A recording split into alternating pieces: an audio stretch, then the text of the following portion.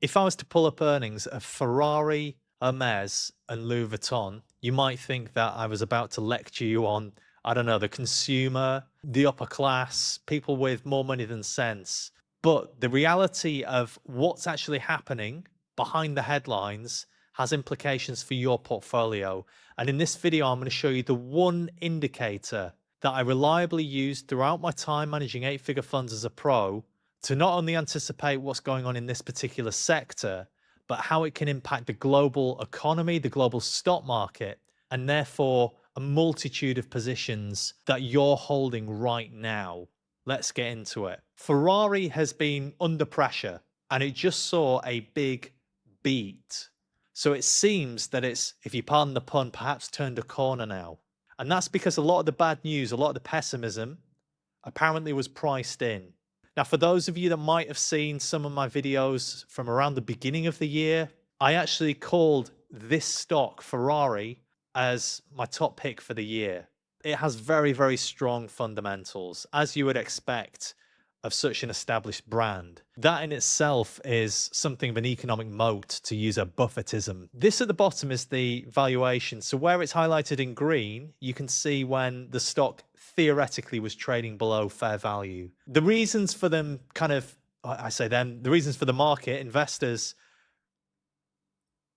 getting a bit pissed off with Ferrari, if I'm honest, was due to the direction of the kinds of cars that they're releasing. Who wants to spend, evidently enough people for Ferrari to do it, but who wants to spend 550,000 euros, probably before extras, which probably had just as much in the case of bloody Ferrari, to an electric four-door or four-seater Ferrari, the Luce, that many people have compared to this Nissan Leaf, which I actually think is quite a handsome car. Maybe I've spent too long in Asia. Perhaps I'm going Japanese, but I actually think that's pretty cool as cars go.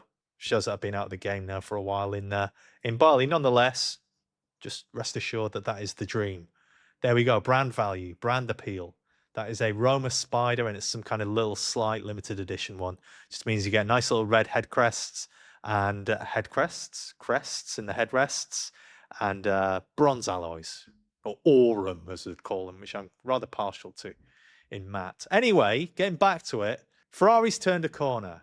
And in order to understand where this is going, I want to now show you the contrast with two other luxury heavyweights, because they're seeing a completely different shift. Now, similar to Ferrari, when you think of the 1% and you think of the things that they buy or the big brands, Hermes, the maker of like the $10,000+ Birkin bags, is next up. Very similar business models in terms of artificial scarcity, requiring a long spend history to get up the list, to be able to buy what you really want, which is not a Ferrari bloody Luce, and it works. Hermes missed, I think it was on revenue in the previous semi-annual report. It's harder to say than quarter, isn't it, given it's European, and it's missed again this half, and that's pretty much, dare I say, unprecedented. And amongst the reasons for it, it was really twofold. Travel disruption as a result of war.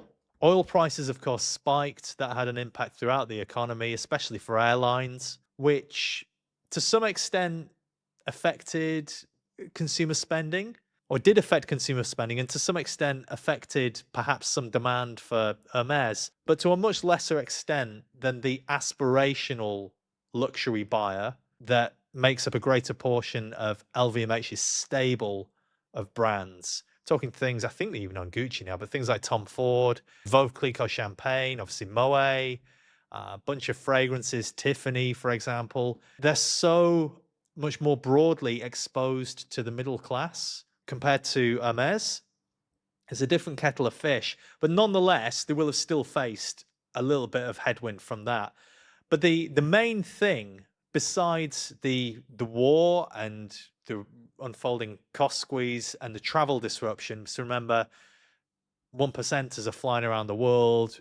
Every city they go into, there's an Hermes boutique, and they're going and they're constantly spending money. If they're not moving around and traveling, they're not moving around and spending in department stores and in boutiques, which is where luxury in general takes a hit. And especially in Asia, with Asian consumers accounting for somewhere between 40 to 50% of Hermes's overall consumer base, its sales basically. And it's around a third for LVMH. So LVMH is more exposed to the Western consumer. So this actually brings us to the indicator. This indicator is known as the Credit Impulse Index, and it's compiled by Bloomberg, which makes it really rare to get a hold of unless you have a terminal. So let me explain what it's doing, how we interpret it, and what it means for your portfolio. When credit is available, when it's plentiful, businesses invest, consumers spend, and there's a multiplier effect for the economy, which produces growth. If we're saying that things peaked around July of last year, it peaked in September, a matter of weeks later, and it's come off. If we compare the performance against the MSCI World Index, you can see even more clearly the underperformance of China compared to global stocks. What does this mean for your portfolio? Remember that this tends to have about a 12-month lead. It peaked a year ago, 12 months ago. So I think we're potentially only just seeing the start of the impact of China slowing, hitting LVMH, now also impacting Hermes, which if I just pull up the fundamentals very quickly to compare the two, is the superior company. Hermes is in blue, Louis Vuitton's in orange. We'll just call it Hermes, Hermes, Hermes massively when it comes to return on capital, which is one of the most important attributes for long-term share price appreciation, compounding. Hermes in terms of the free cash flow margin, which is the level of profitability that can be then recycled and reinvested using that return on capital flywheel. What is a return on capital? What is a return on capital flywheel, James?